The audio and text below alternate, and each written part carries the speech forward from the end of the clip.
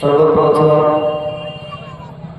ওই মহান করুণাময় আল্লাহর প্রশংসা যে আল্লাহ রাব্বুল আলামিন আজকে আপনাকে আমাকে এই পবিত্র জায়গাতে পবিত্র মাহফিলে আসার তৌফিক দান করেছেন। সকলের মন খুলে অন্তর খুলে প্রাণ খুলে হৃদয়ের সবটুকু ভালোবাসা উজাড় করে দিয়ে মহব্বতের সাথে পড়ি আলহামদুলিল্লাহ। তারপরে বলে আমাদের আখেরি নবী, ধর্মের গুরু, ধর্মের নেতা, মহাত্মা মহাপুরুষ, আশরাফুল আম্বিয়া, মহাপুরুষ, শ্রেষ্ঠ মানব নবীগুলোর শিরোমণি রাহমাতুল লিল আলামিন জনাবে মুহাম্মদ রাসূলুল্লাহ সাল্লাল্লাহু আলাইহি ওয়াসাল্লাম তিনার প্রতি শত সহস্র দরুদ ও সালাম বর্ষিত হোক নাযিল হোক। আল্লাহুম্মা সাল্লি আলাইহি আল্লাহুম্মা বারিক আলাইহি। আমি আপনাদের সামনে সূরা হুজুরাত থেকে একটি আয়াত পাঠ করেছি। সে আয়াতটাকে সামনে রেখে এবং একটি হাদিস পাঠ করেছি। সেই হাদিসের কিছু অংশ পাঠ করেছি, সেটাকে সামনে রেখে আমি আমার আলোচনা শেষ করবো ইনশাআল্লাহ। আমি যে আয়াতটা পাঠ করেছি সে আয়াতের মধ্যে আল্লাহ রাব্বুল আলামিন তিনটা বিশেষ বিশেষ কথা বলছেন মানুষকে, সারা পৃথিবীর মানুষকে। আল্লাহ রাব্বুল আলামিন সারা পৃথিবীর দুনিয়ার সারা পৃথিবীর মানুষকে ডেকে আল্লাহ বলছেন, ইয়া আইয়ুহাল্লাযীনা আমানু ইসতানিবু কাসীরাম মিনাজ-জান্নি ইন্না বা'দাজ-জান্নি ইসমুন। আল্লাহ রাব্বুল আলামিন বলছেন, হে ঈমানদারেরা, হে ঈমানদারগণ, খুব বেশি ধারণা করো না।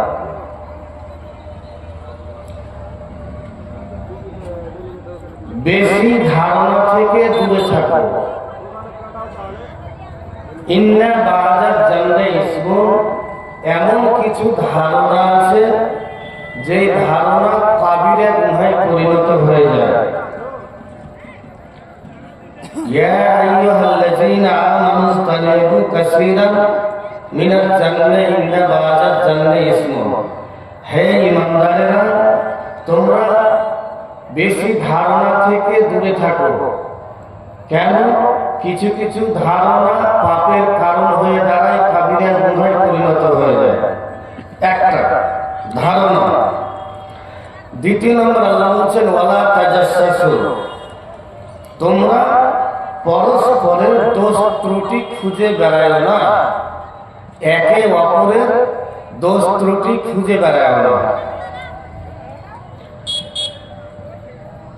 তৃতীয় নম্বর ওয়ালা ইয়াগতা, এবং তোমরা একে অপরের পিছনে গীবাত করো না, নিন্দা করো না।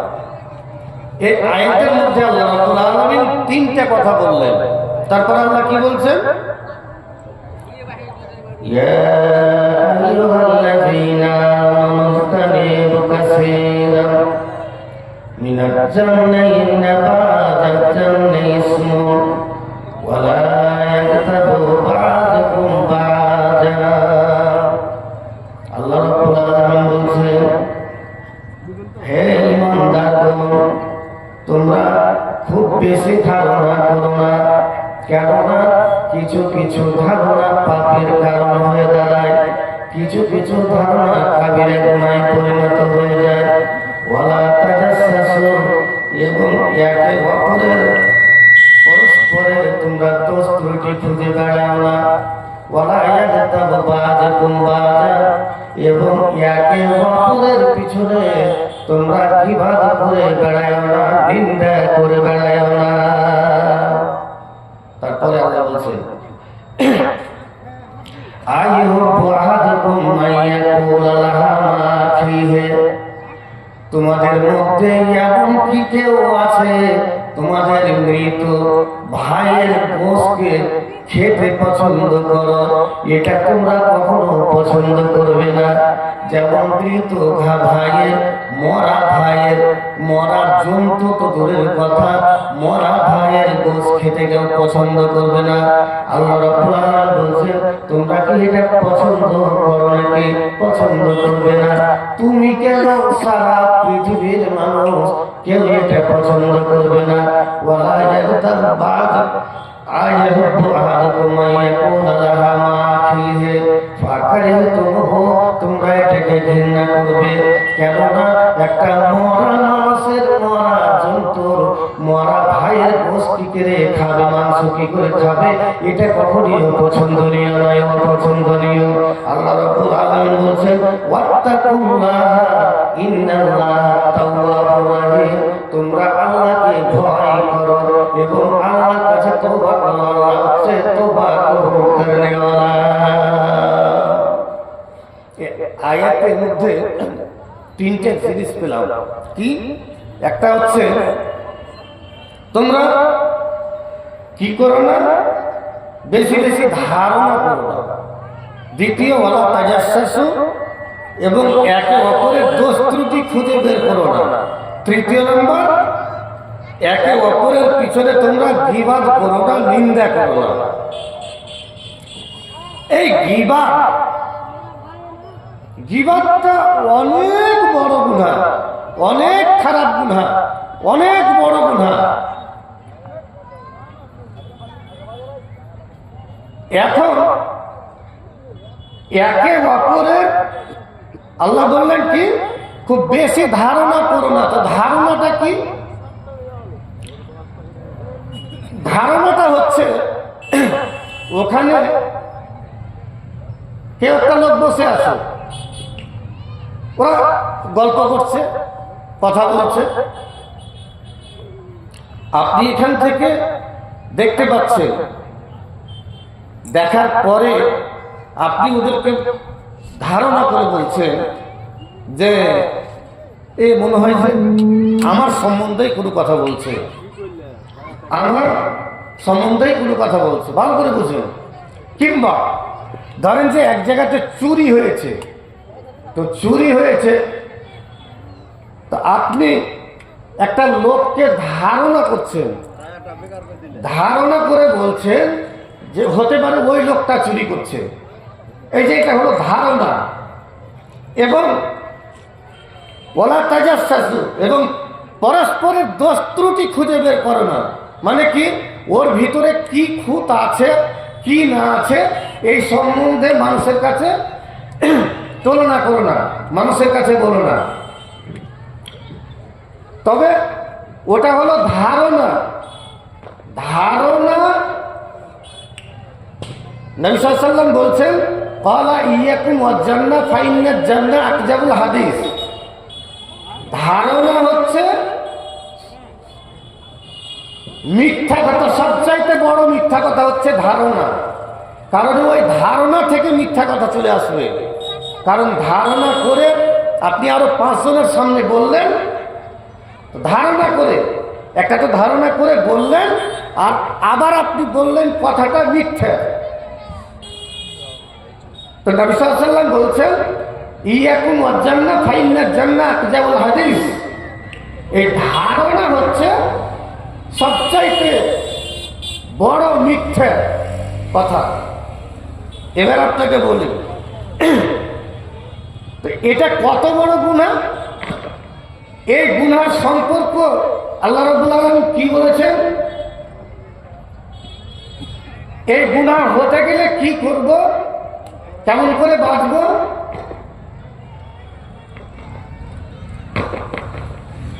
এখন গীবাত, গীবাতটা কি আপনাকে বলি। কেউ চুরি করেছে, ভালো করে বুঝুন, কেউ চুরি করেছে, এই কথাটাকে আপনি যদি বাজারে গিয়ে যদি বলেন যে অমুক টাকা চুরি করেছে, এটা হলো গীবাত। তার মানে অমুক করেছে, কিন্তু করেছে ওই কথাটা আপনি গিয়ে বললেন, এটা হলো গীবাত। আর চুরি করেনি এই কথাটা আপনি গিয়ে বলছেন যে অমুক চুরি করেছে কিন্তু চুরি করেনি, এটা হলো তোহমাত। একটা হলো তোহমাত, করেছে এটা হলো গীবাত, আর করেনি এটা হলো তোহমাত। তোহমাত এবং গীবাত। এবার আপনার আমাকে মিলাতে হবে যে আমরা কোন ইয়াতে পড়ে আছি। আমরা গীবাত নিয়ে পড়ে আছি, না আমরা তোহমাত নিয়ে পড়ে আছি, না মিথ্যা নিয়ে পড়ে আছি, কি নিয়ে পড়ে আছি আপনাকে জানতে হবে। যদি না জানি তবে সারা জীবনের মতো ভুল করতেই থাকবো, গুনার বোঝা মাথায় আসতেই থাকবে, পরিত্রাণের কোনো জায়গা পাবো না, রাস্তা পাবো না। তোহমাতটা কি? তোহমাতের কথাটা একটু আপনাকে বলি, চলুন তোহমাতটা তাই গীবাতের কথাটা বলি। নবী সাল্লাল্লাহু আলাইহি ওয়াসাল্লাম বলছেন, আল গীবাতু আসাদ্দু মিনাজ জিনা, আল গীবাতু আসাদ্দু মিনাজ জিনা। গীবাতটা হচ্ছে জিনার চাইতে বড়, গীবাতটা হচ্ছে জিনার চাইতে বড়। কেন এটা কথা বললেন আল্লাহ নবী? কেন বললেন জিনার চাইতে গীবাতটা হচ্ছে বড়? জেনা কত খারাপ জিনিস, কত খারাপ যে জেনাটা মানুষ একবার করে একটা যুবক একটা যুবতীতে একটা কোনো অন্ধকার ঘরে তারা মিলামিশা করবে, তারা যৌন খিদা মেটাবে, এটা হলো জেনা। এবং জেনার শাস্তি হলো 100 গোড়া মারা, এবং জেনার শাস্তি হলো যদি বিবাহিত হয় কবর থেকে পুঁতে দিয়ে তাকে রজম করে দিতে হবে। কিন্তু এত বড় শাস্তি তবু আল্লাহ নবী বলছেন, আল গীবাত আসাদ্দু মিনাজ জিনা, জিনার চাইতে গীবাতটা হলো বড় গুনাহ। গীবাতটা হলো জিনার চাইতে বড় গুনাহ। কেন? এবার আপনাকে বুঝাচ্ছি, আপনি বুঝতে পারবেন। এবার আপনাকে বুঝাচ্ছি, আপনি বুঝতে পারবেন। বলা খুব খারাপ হয়ে আছে।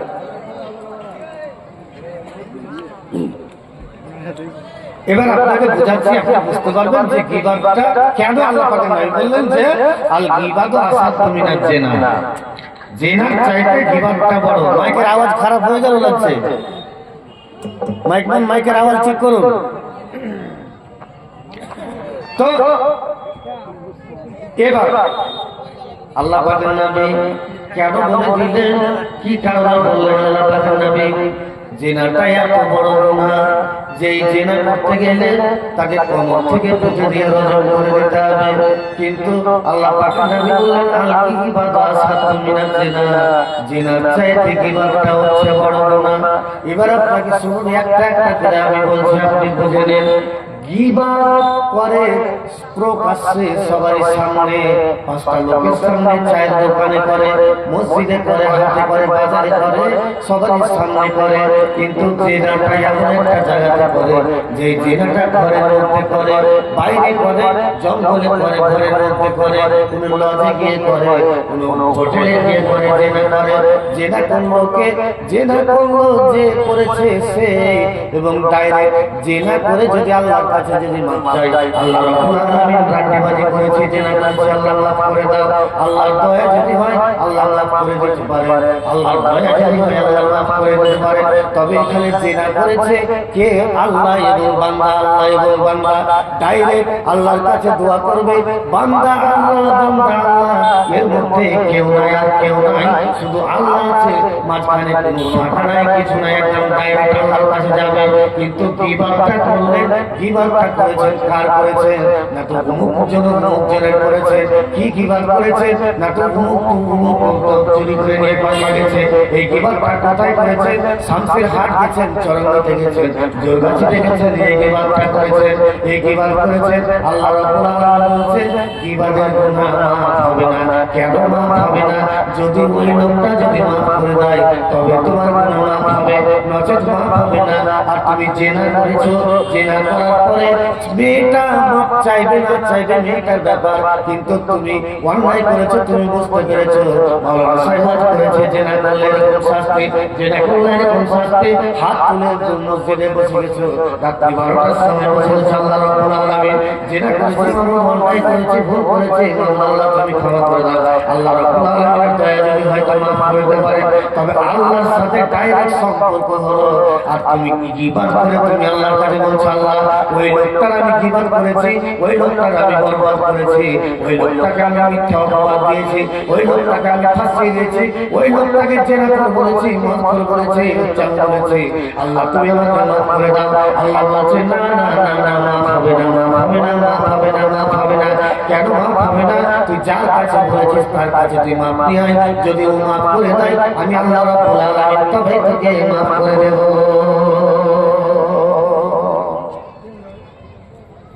এই জন্য আল্লাহ রাব্বুল আলামিন বলেছেন, আল্লাহর নবী বলেছেন আল গীবাতু আসাদ্দু মিনাজ জিনা, আল গীবাতু আসাদ্দু মিনাজ জিনা।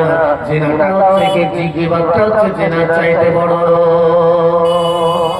এবার আপনাকে বলি, কিয়ামতের দিন আদালত হবে দুটো। কয়টা হবে? বলেন দুটো। কিয়ামতের দিন আদালত হবে দুটো। একটা হাকুল্লাহ, একটা হচ্ছে আল্লাহর হক। আল্লাহর হক কি? আল্লাহ আপনাকে জিজ্ঞেস করবে, আমাকে জিজ্ঞেস করবে, আয় এখানে আয়, আজকে হিসাব দে।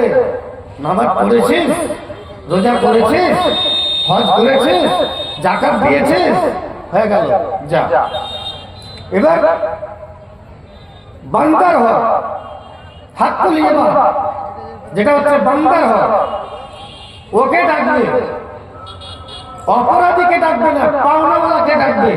পাওনাওয়ালাকে ডেকে বলবে আয়, ও নিজে নিজেই বলবে আল্লাহ আমি অমুককে গালি দিয়েছি, আল্লাহ আমাকে মাফ করে দাও। আল্লাহ বলবেন না, মাফ হবে না। কেন? এটা ডাইরেক্ট বান্দার সাথে সম্পর্ক, এটা আমার সাথে সম্পর্ক নয়। বান্দা যদি মাফ করে দেয়, এখানে কিন্তু আপনাকে একটা কথা বলি, গীবাত যখন আপনি করলেন এটা কিন্তু নেটওয়ার্ক হয়ে গেল। নেটওয়ার্ক, বুঝতে পারছেন? নেটওয়ার্ক, তার মানে গীবাতটা তো একজনের সামনে করা যায় না, যায় কি? একজনের সামনে করা যাবে, 5টা লোক থাকবে তাদের সামনে গীবত করা যাবে, কিন্তু একজনের সামনে গীবত করা যায় না। আর জেনা করবে যে লোকটা, জেনা করবে যে ছেলেটা, যে যুবকটা, যে যুবতীকে জেনা করবে ঘরের মধ্যে ডাইরেক্ট স্বয়ং আল্লাহ দেখছে। তবে এখানে আল্লাহ বান্দা এর মধ্যে কেউ থাকলো না। আর জিবাদের মধ্যে বান্দার হক চলে আসবে, বান্দা থাকবে। বান্দা ছাড়া এখানে বান্দা যদি মাফ করে দেয় তবে মাফ হবে, মাফ হবে না। মারাত্মক গুনাহ, খুব বড় গুনাহ। আপনি নামাজ পড়লেন, নামাজ পড়ে আপনি বেরিয়ে গেলেন, নামাজ পড়ে বেরিয়ে যাওয়ার পরে আপনি শুরু করে দিলেন কি না, তো শুনেছিস তো কি এই মুলবি আবু বকর, এই শুনেছিস এই যে এই মাদ্রাসার টাকা চুরি করলেছে, শুনেছিস? এই যে এটা কি হলো? তোহমত। এই তোহমত সূরা নূরে আল্লাহ রাব্বুল আলামিন 11 নম্বর আয়াত থেকে 19 নম্বর আয়াত পর্যন্ত আল্লাহ বর্ণনা করেছেন বিস্তারিত। এবং বুখারী শরীফের হাদিস 3835 নম্বর হাদিসে আল্লাহ রাব্বুল আলামিন নবী বর্ণনা করেছেন, নবী যখন কোনো জায়গাতে যখন যেতেন তো প্রত্যেকটা স্ত্রীকে সাথে করে নিয়ে যেতেন। এই সফরে বের হবেন তো কোরা করতেন, লটারি করতেন, লটারিতে যার নাম উঠত তাকে নিয়ে যেতেন। তো এবার লটারি করেছে, হযরত আয়েশা রাদিয়াল্লাহু তাআলা আনহার নাম উঠেছেন, তিনাকে সাথে করে নিয়ে গেছেন। তিনার ভালো হাত ছিল না, তিনার বোন আসমার কাছ থেকে একটা হাত চেয়ে নিয়ে গেছিল। সফর থেকে ঘুরে, যুদ্ধ থেকে ঘুরে আসার সময়তে এক জায়গাতে নবী সাল্লাল্লাহু আলাইহি ওয়াসাল্লাম বললেন যে এই জায়গাতে তোমরা তাবু গাড়ো, এই জায়গাতে একটু আরাম দাও। সবাই আরাম করতে গেছে, এমন সময়তে হযরত আয়েশাকে পায়খানার বেগ হয়েছে, বাইরে যাওয়ার বেগ হয়েছে, বাইরে যাবে তো কাউকে কিছু না বলে যে হাওদা ছিল, উটের উপরে হাওদা ছিল, নামিয়ে রেখেছিল, হাওদা থেকে বের হয়ে বাইরে চলে গেছেন। একটু দেরি হয়ে গেছে, উঠে যখন আসছে তো আসার পরে দেখছে যে হাটটা ছিল সেই হাটটা আর নাই, হাটটা নাই, হাটটা পড়ে গেছে। তা আবার ওখানে গেলেন, ওখানে গিয়ে হাটটাকে খুঁজতে খুঁজতে একটা সময় হয়ে গেছে। এর মধ্যে নবী সাল্লাল্লাহু আলাইহি ওয়াসাল্লাম অর্ডার দিয়েছেন, চলো তোমরা এবার সবাই। হযরত আয়েশা রাদিয়াল্লাহু তাআলা আনহার তখন বয়স ছিল মাত্র 14 বছর। হযরত আয়েশা নিজে বর্ণনা করছেন যে আমার শরীর এত হালকা ছিল যে ওরা হাওদাটা উটের উপরে উঠিয়েছিল, তোমরা বুঝতে পারেনি যে আমি ভিতরে আছি না নাই। হাওদাটা উঠিয়ে দিয়েছে, ওরা চলতে আরম্ভ করেছে। আমি এসে দেখলাম যে এখানে কেউ নাই। আমি ওইখানে কাপড় মুড়ি দিয়ে বসে থাকলাম। আমার ধারণা যে নবী ওখানে আমাকে দেখতে না পেয়ে কোনো লোককে পাঠাবেন আমাকে খোঁজার জন্য। হযরত আয়েশা ওই জায়গাতে বসে থাকলেন। আর বসে থাকার পরে নবীর একটা নিয়ম ছিল, পিছনে পিছনে কোনো একজন সাহাবা রেখে দিতেন। কেন রাখতেন? যে কোনো মাল যদি ছুটে যায়, কোনো উট যদি ছুটে যায়, ছাগল যদি ছুটে যায়, সেইগুলো নিয়ে আসার জন্য। কিন্তু হযরত সাফওয়ান বিন মুআত্তালকে সেই কাজ দিয়েছিলেন। সাফওয়ান বিন মুআত্তাল পিছনে পিছনে আস্তে আস্তে আস্তে আস্তে গাছের কাছে দেখছে। হযরত সাফওয়ান বিন মুআত্তাল পর্দার হুকুম হওয়ার আগে হযরত আয়েশাকে দেখেছেন এবং কাপড়টা দেখে ছিঁড়ে নিয়েছেন। হযরত আয়েশা বলছেন, এটা তো উম্মাতুল মুমিনিন, এটা তো হযরত আয়েশা নবীর স্ত্রী। যেমনই এই কথা বলা, হযরত সাফওয়ান বিন মুআত্তাল জোরে সরে বলেছেন, ইন্না লিল্লাহি ওয়া ইন্না ইলাইহি রাজিউন। এই কথাটা বলেছে, এই কথাটা বলার সাথে হযরত আয়েশা বলছেন, আমি চেতন হয়ে গেছি। আর তার সাথে কথা নাই, বার্তা নাই, চাল নাই, শত নাই, কিছু নাই। সাফওয়ান বিন মুআত্তাল উটের লাগাম ধরে নামতে উঠটাকে বসালেন। আমি উঠে চলে গেলাম। উটের লাগাম ধরে সাফওয়ান বিন মুআত্তাল টানতে লাগলো। চাল নাই, শব্দ নাই, কিছু নাই, চালা করেনি। চলে যায় চলে যায় চলে যায় চলে যায়। সকালে যে জায়গাটা হাজির হয়েছে, নবী ও সাহাবারা সবাই জামাত হয়েছে, ওই জায়গাতে গেছে। আর ওই জায়গা থেকে যে দুষ্ট দুরাচার বেঈমান আছে, তার মধ্যে এক নাম্বার হলো আব্দুল্লাহ বিন উবাই। আব্দুল্লাহ বিন উবাই তিনি মানুষের মধ্যে কানা ঘোষা করতে লাগলো, মানুষকে বলতে লাগলো, আরে দেখ দেখ দেখ দেখ নবীর স্ত্রী আয়েশা এবং সফর বিন মুআত্তাল সারাটা রাত্রে কোথায় কাটিয়েছে, সারাটা রাত্রের পরে তারা এসে এই যে একটা কথা আলোচনা হয়ে গেল, কি হয়ে গেল, এই যেটাকে তোহমত বলা হয়। আল্লাহ কোরআনের মধ্যে বলেছেন ইন্নাল্লাযীনা জাউ বিল ইফকি উসওয়াতুন মিনকুম লা তাহসাবু সাল্লাল্লাহু বাল হুয়া খায়রুল লাকুম। এই যে তোহমত লাগিয়ে দিল, এটা হচ্ছে তোহমত, কারণ করেনি আর না করার ফলে তোহমত লাগিয়ে দিয়েছে, করেছে এটা কি করেছে, তারাটা এত রাত্রে এত তারা বলছে তারা দুইজন, একজন যুবক একজন যুবতী আসলো, এরকম ধারণা করে তোহমত লাগিয়ে দিল। কিন্তু তুমি কি জানো এই তোহমত লাগিয়ে দিল তোমার অবস্থাটা কি হবে? আল্লাহ রাব্বুল আলামিন তোমার ফয়সালা করে দিয়েছে। আল্লাহ রাব্বুল আলামিন বলেছে না না না, কখনো তোমরা এরকম করো না, তোমরা কারোর পিছনে ধারণা করো না, ধারণা করে কথা বলো না, কারণ এমন কিছু কিছু ধারণা আছে যে ধারণা পাপের কারণ হয়ে যায়, যে ধারণা কাবিরা গুনাহে পরিণত হয়ে যায়। এবং কি করো না, তোমরা একে অপরের দোষ ত্রুটি খুঁজে বের করে না, ওর পিছনে ওর সাথে এরকম দোষ আছে, ওর কাছে এরকম দোষ আছে, এরকম করো না।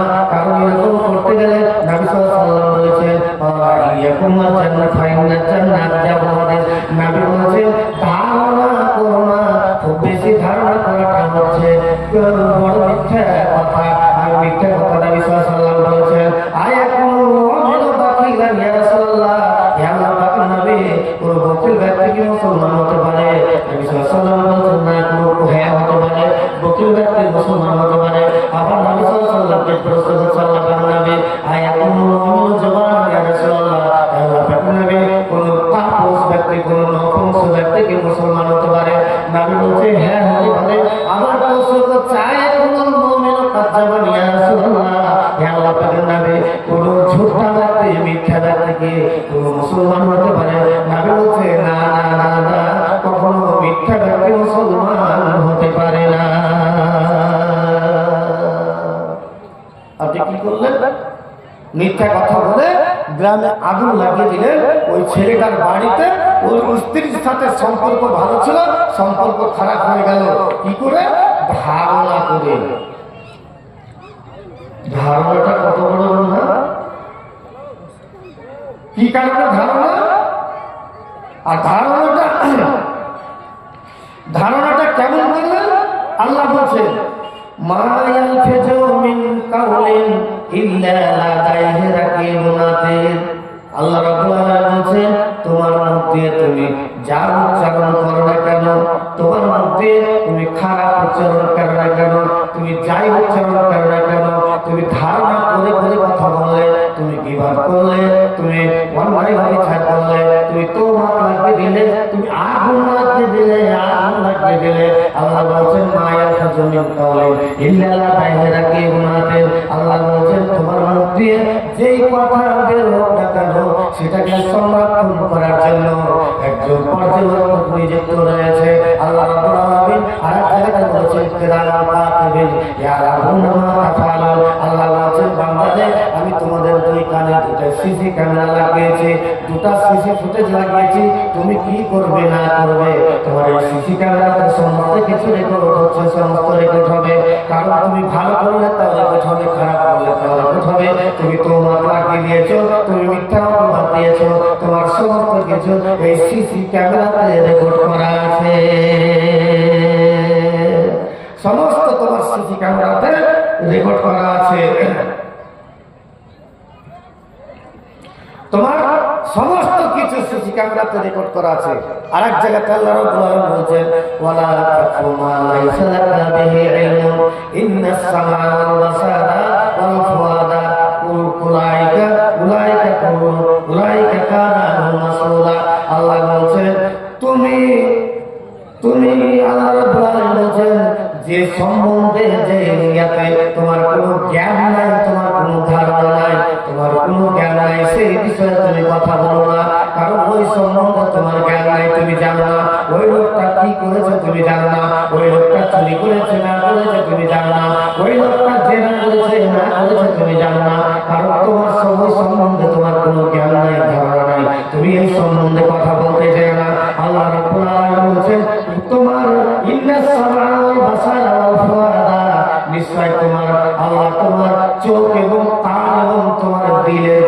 জবাবদিহি তোমার কাছে জেনে নেবে, তোমাকে জবাবদিহি করতে হবে, কারণ তুমি পার পাবে না। আল্লাহ এক জায়গাতে বলেন তুমি যা বলেছো সমস্ত কিছু রেকর্ড করা আছে, আবার এই জায়গাতে আল্লাহ রাব্বুল আলামিন বলেছেন তোমার সমস্ত কিছু হিসাব হবে, তোমার সমস্ত কিছু জবাবদিহি করতে হবে। তাইলে একটা ভালো মানুষকে আপনি ফাঁসিয়ে দিলেন, ফাঁসিয়ে দিলে তো ফাঁসিয়ে দিয়ে লোকটার অবস্থাটা কি হলো আপনি কি দেখেছেন? আপনি বললেন জানি খুব ভালো করলাম, কিন্তু লোকটার অবস্থা কি আপনি দেখেছেন? এই গুনাহটা আপনি মনে করছেন নামাজ পড়ছি মাফ হয়ে যাবে, বন্ধুরে আপনাকে বলছি না, গীবাদের গুনাহ মাফ হবে না। কেন? এই যে আপনাকে বলেছি এখানে আপনাকে সাইড দিয়ে নিয়ে যেতে হবে, আর জেনার গুনাহ যেটা হচ্ছে সেটা হচ্ছে ডাইরেক্ট আল্লাহর সাথে ডাইরেক্ট। আল্লাহ দয়া হলে আল্লাহ মাফ করে দিতে পারে, কিন্তু এই গুনাহ আপনাকে মাফ করবে না। কেন এই গুনাহ আপনাকে মাফ করবে না? কারণ বান্দার হক নষ্ট করেছো, বান্দার সাথে তুমি করেছো, সুতরাং সে যদি তোমাকে মাফ করে দেয় মাফ হবে, মাফ হবে না, তোমাকে তার কাছে ক্ষমা চাইতে হবে।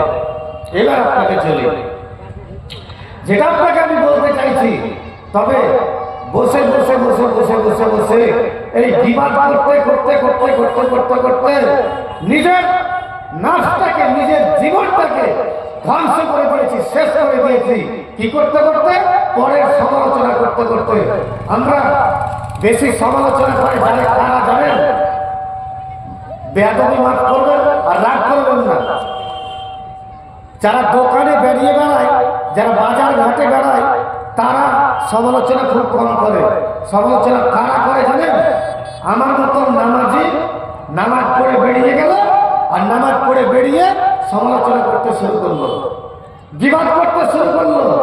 শুনেছি না তো কি, না তো এই তো এরকম ঘটনা, ও এরকম ব্যাপার, হ্যাঁ এটা আমি একটা শুনেছিল, বেকার শুনেনি। কিন্তু এই গুনাহ কি করে মাফ হবে? আমি ইমানদার, এমন নামাজ পড়ছি যে নামাজের সাথে আমার মিক্স হয়ে গেল আল্লাহ পাকের নবী জনাব মুহাম্মদ রাসূলুল্লাহ সাল্লাল্লাহু আলাইহি সাল্লাম বসে আছেন মসজিদে নববীতে, এরকম করে হিলাম দিয়ে বসে আছেন, হিলাম দিয়ে বসে আছেন। নবী সাল্লাল্লাহু আলাইহি সাল্লাম বলছেন আমি কি তোমাদেরকে এটা কথা বলবো, তিনটা গুনার বড় তিনটা গুনার কথা বলবো? নবী বলছেন জি বলুন। সাহাবা বলছেন আল্লাহ পাকের নবী বলুন তিনটা বড় গুনার কথা। নবী সাল্লাল্লাহু আলাইহি সাল্লাম বলছেন আলা নাবিয়ুকুম বিআকবারিল কাবায়ের।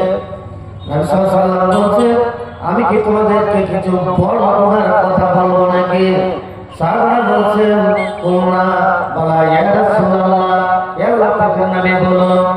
নবী সাল্লাল্লাহু আলাইহি সাল্লাম বলছেন ক্বালা আল ইসরাকু বিল্লাহ। নবী সাল্লাল্লাহু আলাইহি সাল্লাম বললেন আল্লাহর সাথে কাউকে শিরিক করা, এটা হলো বড় গুনাহ, বড় গুনাহ, বড় গুনাহ, এটা হলো বড় গুনাহ। তারপরে আল্লাহ রাব্বুল আলামিন বলছেন ও উকুকুল ওয়ালিদাইন, আল্লাহ পাকের নবী বলছেন যে মা বাপের সাথে বেয়াদবি করা এটা হচ্ছে বড় গুনাহ।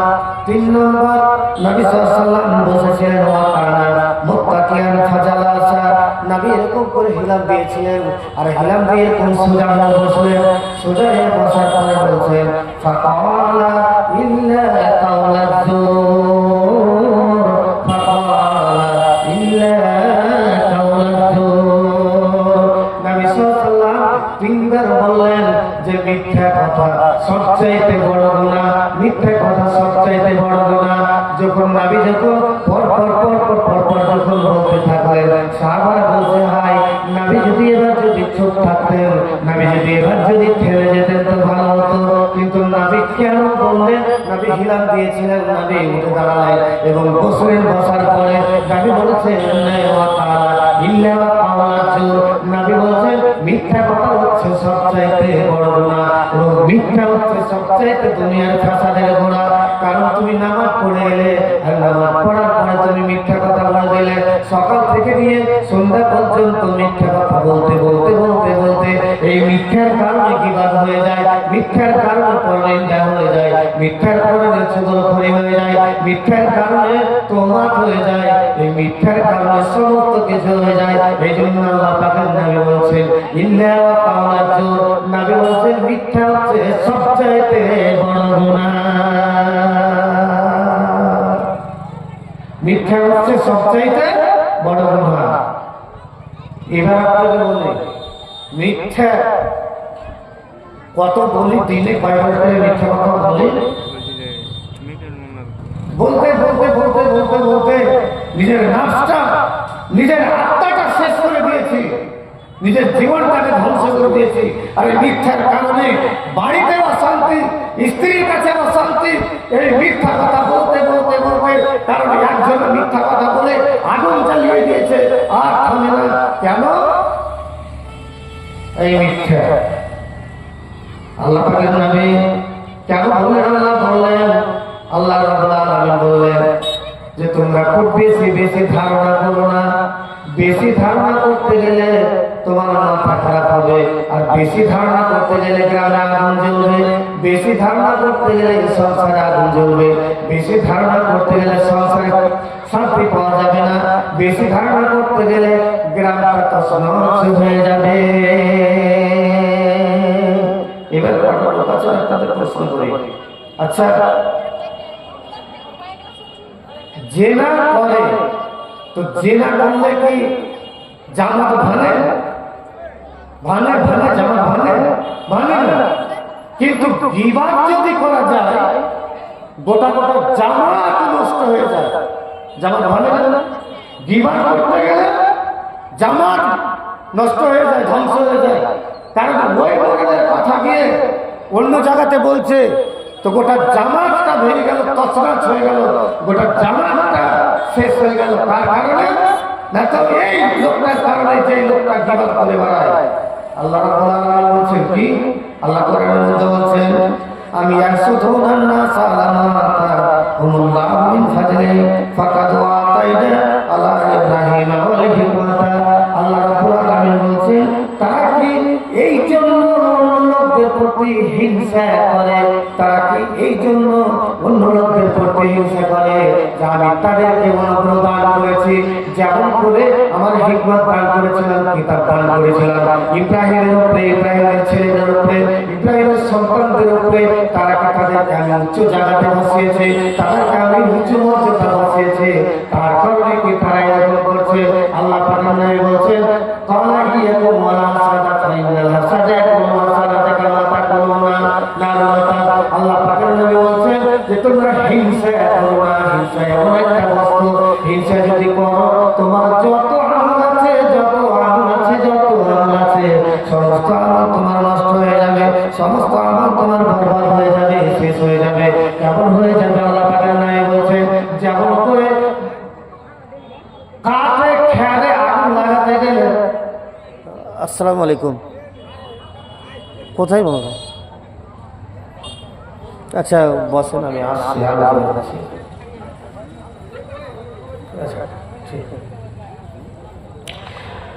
তো এই হিংসা নবী সাল্লাল্লাহু আলাইহি ওয়াসাল্লাম বলেন হিংসা করো না। কারণ হিংসা করতে গেলে হিংসা করার অবস্থাটা কি তুমি জানো? কারণ তুমি নামাজ পড়েছো, রোজা করেছো, 40 বছর ধরে নামাজ পড়েছো, আর নামাজ পড়ে তুমি এত গাড়ি নেকি করে নিয়েছো, পালা নেকি করে নিয়েছো। আল্লাহ পাকের নবী বলছেন ওয়াল হাসাদা ফাইনাল হাসাদা ইয়াকুম হাসাদা কামা তাকুলুনা নারুতা। আল্লাহ পাকের নবী বলছেন যেমন করে আগুনে খড়কে কাটকে জ্বালিয়ে জ্বালিয়ে জ্বালিয়ে জ্বালিয়ে জ্বালিয়ে পুড়িয়ে পুড়িয়ে পুড়িয়ে পুড়িয়ে পুড়িয়ে পুড়িয়ে যেমন ছাই করে দেয়, শেষ করে দেয়। আল্লাহ পাকের নবী বলছেন তোমার জীবনের সমস্ত গুনাহ, তোমার নেকিগুলো ওরকম করে খেতে থাকবো, করে জ্বালিয়ে পুড়িয়ে শেষ করে দেবে। নবী সাল্লাল্লাহু আলাইহি ওয়াসাল্লাম বলছেন সুতরাং তোমরা হিংসা করো না আর গীবত করো না। হিংসা করতে গেলে গীবত আসবে, হিংসা করতে গেলে মিথ্যা আসবে, হিংসা করতে গেলে চুগলখড়ি আসবে, হিংসা করতে গেলে তোহমত আসবে, হিংসা করতে গেলে তোমার একে একে অপরাধ চলে আসবে, একে অপরাধ চলে আসবে। আল্লাহ পাকের নবী বলছেন হিংসা করো না, হিংসা থেকে বসে থাকো। আল্লাহ পাকের নবী বলছেন আর রাতে হুজে খারাপ বান্দা তার গির্জা আল্লাহু আল্লাহ ওয়াল কিয়ামত নবী সাল্লাল্লাহু আলাইহি ওয়াসাল্লাম বলেছেন দুনিয়াতে কেউ কাউকে অপমান করো না, বাণিজ্য রক্ষা করো না, কারণ বাণিজ্য দিয়ে টানাটানি করো না, কারণ বাণিজ্য দিয়ে টানাটানি করতে গেলে আল্লাহ রাব্বুল আলামিন বলেছেন তুমি যদি দুনিয়াতে কারণ বাণিজ্য যদি রক্ষা করো আল্লাহ রাব্বুল আলামিন বলেছেন কিয়ামতের দিন তোমার জাহান্নামের আগুনকে তোমার মুখমণ্ডল থেকে আল্লাহ প্রতিরোধ করবে।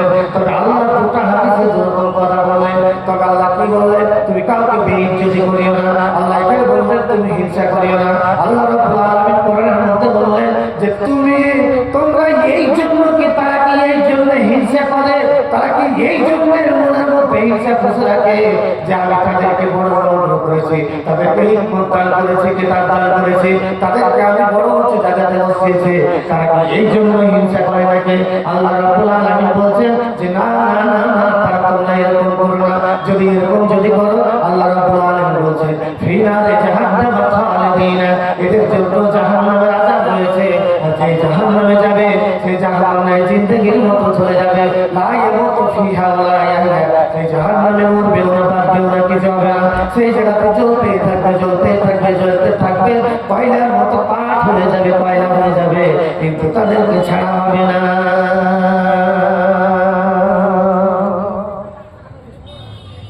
হিংসার আগুনে জ্বলো কেন তোমরা, ইতার পরিণাম জানাস ভাই, রাশি রাশি নেকি গুলো কয়লার মতো জ্বলে নিমিষে হয়ে যাবে ছাই।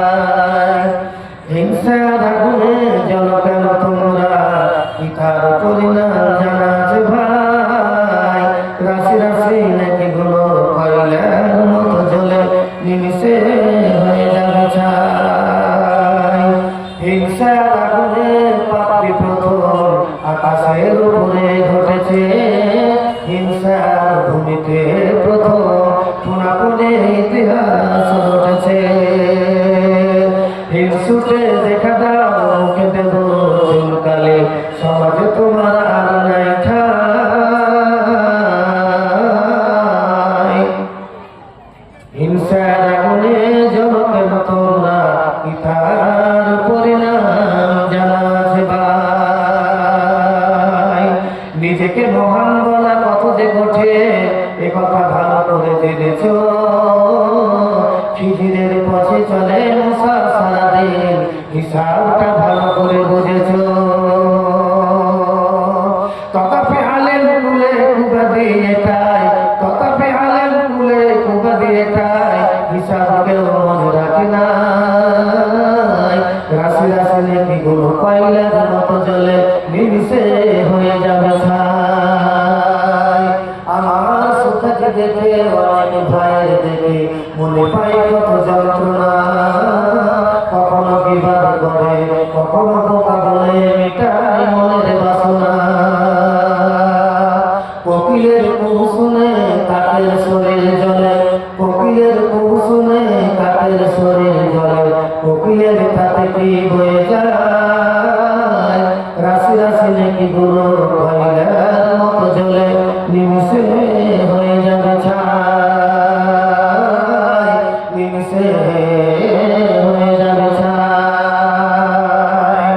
আমি আপনাকে বলছিলাম গীবাদের কথাটা বলছিলাম, গীবাদটা হচ্ছে নবী সাল্লাল্লাহু আলাইহি ওয়াসাল্লাম বললেন আল গীবাদু আসাদু মিনাজ জিনা, গীবাদটা হচ্ছে জিনার চাইতে বড়। কেন আল্লাহ রাব্বুল আলামিন বললেন, এবং আল্লাহ রাব্বুল আলামিন বলেছেন যে তোমরা খুব বেশি ধারণা করো না, কারণ যদি ধারণা করো এই ধারণা বেশি ধারণা করতে গেলে কাজের গুনাহে পরিণত হয়ে যাবে, পাপের কারণ হয়ে দাঁড়াবে। এই জন্য আল্লাহ পাক বলছেন তোমরা খুব বেশি ধারণা করো না, কারণ বেশি ধারণা সাকাবির গুনাহে পরিণত হয়ে যায়। ধারণা মারাত্মক জিনিস ধারণা, এই ধারণা করতে গেলে সংসার নষ্ট হয়ে যায়, মানুষের সংসার শেষ হয়ে যায়। এই ধারণা করতে গেলে ধারণা করার হবে। আপনি একটা জীবনের একটা মানুষের জীবনটাকে আপনি নষ্ট করে দিলেন এই ধারণা করতে গিয়ে, কিন্তু আল্লাহ তাআলা কি বললেন? আল্লাহ রাব্বুল আলামিন বললেন, আবার আয়াতে তর্জমা করছি, ইয়া আইয়ুহাল্লাযীনা আমানু ইসতানিবু কাসীরাম মিনাজ জান্নি ইন্না বা'দাজ জান্নি ইসমুন ওয়া লা ইয়াগতার بعد أيوفاكم أن يكون لها فيه ميتا فكرهتموه فاتقوا الله إن الله تواب رحيم আল্লাহ রাব্বুল আলামিন বলেন তোমরা খুব বেশি ধারণা করো না কেননা কিছু কিছু ধারণা কাবিরা গুনাহে পরিণত হয়ে যায় ওয়ালা তাজাসসু এবং একে অপরের পরস্পরের দোস্তি খুঁজে বের করে না ওয়ালা ইয়াকতাবু বা'দুকুম বা'দান এবং একে অপরের তোমরা নিন্দা করো না গীবত করো না পশ্চ থেকে তোমরা নিন্দা করো না কেন আল্লাহ রাব্বুল আলামিন বলেন আইয়ুহু আহাদুকুম আইয়াকুলা লাহা ফিহি মাইতা তোমাদের মধ্যে কেউ কি এমন আছে যে তোমাদের মৃত ভাইয়ের গোশত কি তোমরা খেতে পছন্দ করো না না না এটা তোমরা কখনো পছন্দ করবে না কখনো তোমরা পছন্দ করবে না যেমন এটা খাওয়াকে তোমরা ঘৃণা মনে করো যেমন এটা খাওয়াকে তোমরা পছন্দ মনে করো আল্লাহ রাব্বুল আলামিন বলেন তেমনই কিবাদ করাটা তার চাইতে বেশি খারাপ তার চাইতে বেশি ঘৃণিত ওয়াত্তাকুল্লাহ ইন্নাল্লাহা তাওয়াবুর রহিম আল্লাহ রাব্বুল আলামিন বলেন তোমরা আমাকে ভয় করো এবং ভয় কেমন করে করবে ভয় করার মতো তোমরা করবে আল্লাহ যে তওবা কবুল করনেওয়ালা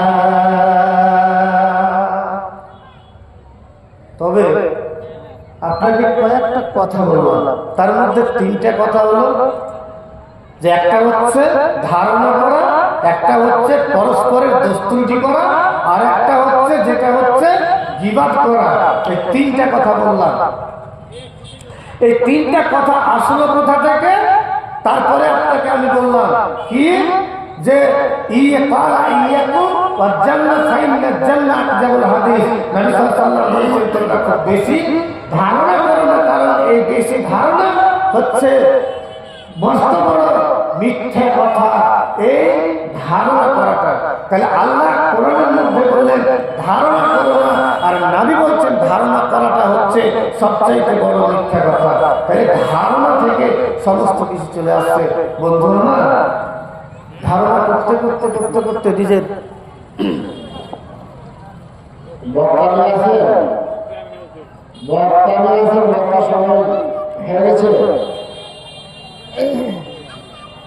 আর